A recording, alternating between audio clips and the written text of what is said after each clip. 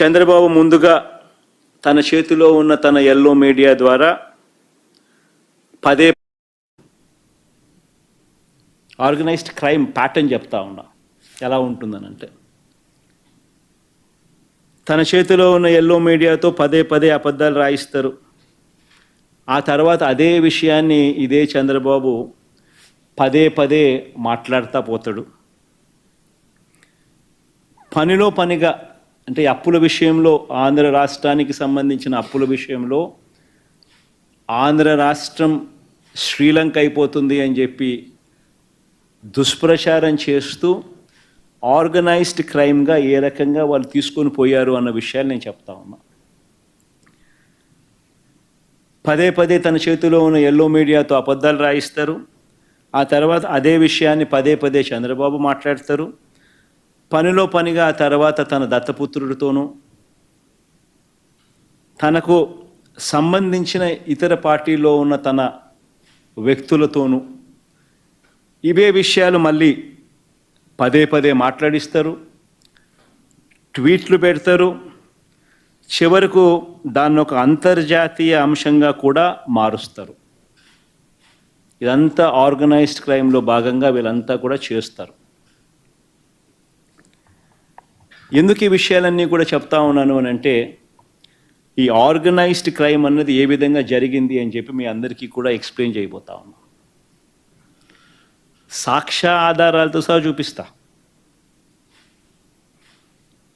మామూలుగా అయితే మీ అందరికీ తెలిసిన విషయమే, నాకు తెలిసిన విషయమే, అందరికీ తెలిసిన విషయమే, కామన్ సెన్స్ ఉన్న వాళ్ళు అందరికీ కూడా తెలిసిన విషయమే. ఏ రాష్ట్రమైనా కూడా, ఏ ప్రభుత్వాన్ని తీసుకున్నా కూడా ఆ ప్రభుత్వం అప్పులు చేయడము, అప్పులు తీసుకోవడం అన్నది బడ్జెట్లో భాగమే. ఇవన్నీ సర్వసాధారణంగా జరిగే విషయాలే. ప్రతి ప్రభుత్వానికి, ప్రతి రాష్ట్రానికి ఎఫ్ఆర్బిఎం లిమిట్స్ ఉంటాయి. కేంద్ర ప్రభుత్వం చెప్తుంది జిఎస్డిపిలో ఇంత పర్సెంటేజు మీరు బారో చేసుకోవచ్చు అని. ఆ బారో చేసుకునే సొమ్ము ఆర్బీఐ ద్వారా, ఎస్డిఎల్స్ రూపేణా, స్టేట్ డెవలప్మెంట్ లోన్స్ రూపేణా ఆర్బీఐ ద్వారా ఆ అప్పులు కూడా ఆర్గనైజ్ చేస్తారు. ఏ ప్రభుత్వమైనా కూడా ఇంత పర్సెంటేజ్ ఆర్బీఐ ఏదైతే చెప్తుందో, జిఎస్డిపిలో ఇంత పర్సెంటేజ్ అని ఏదైతే చెప్తుందో, 3%, 3.5% ఆఫ్ ది జిఎస్డిపి అని ఏదైతే చెప్తారో అంతే పర్సెంటేజ్లో ఎవరైనా తీసుకోగలుగుతారు.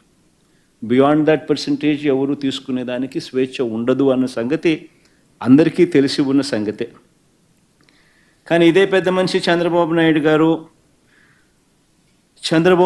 గారు ఏ రకంగా ప్రచారాలు చేశారో, చంద్రబాబు నాయుడు గారి కూటమి ఏ రకంగా ప్రచారం చేశారో, చంద్రబాబు గారి ముఠా ఏ మాదిరిగా ప్రచారం చేశారో మీ అందరికీ తెలుసు. ఏ బ్యాంక్ అయినా కూడా రుణాలు ఎవరికైనా కూడా, రాష్ట్ర ప్రభుత్వానికైనా ఇవ్వాలన్నా ఇది ఒక ప్రొసీజర్. ఒకవేళ కార్పొరేషన్లు ఏదైనా లోన్లు తెచ్చుకోవాలన్నా కూడా ఆ కార్పొరేషన్లను కూడా ఇష్టం వచ్చినట్టుగా లోన్లు తీసుకునే పరిస్థితి కూడా ఉండదు. ఏ బ్యాంక్ అయినా కూడా చంద్రబాబు ముఖమో జగన్ ముఖమో చూసి ఇవ్వరు.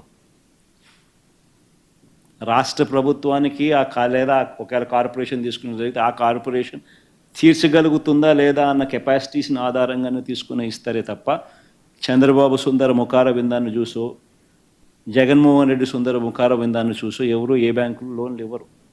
రాష్ట్ర ప్రభుత్వానికి కానీ, రాష్ట్ర ప్రభుత్వాలకు సంబంధించిన కార్పొరేషన్లకు కానీ ఏదైనా లోన్లు ఇచ్చేటప్పుడు ఇవన్నీ కూడా వాస్తవాలు అయినప్పటికీ కూడా ఏ రకంగా తప్పుడు ప్రచారాలు చేస్తూ, ఏ రకంగా ఒక పద్ధతి ప్రకారం, ఒక ఆర్గనైజ్డ్గా ఏ రకంగా పద్ధతి ప్రకారం వీళ్ళు తీసుకొని పోయారు అబద్ధాలు చెప్తూ అన్నది ఒకసారి నేను చెప్తా.